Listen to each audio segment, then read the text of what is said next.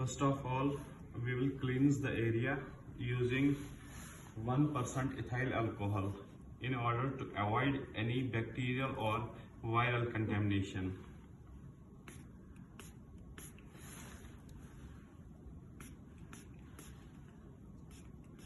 The whole procedure will be done under local anesthesia using xylocaine 2% so that the rooster does not feel any pain. Now we will clean the area.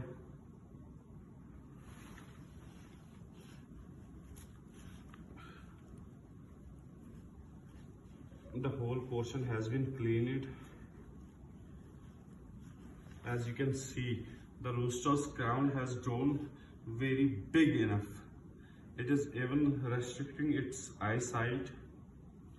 So the dubbing is necessary at this point.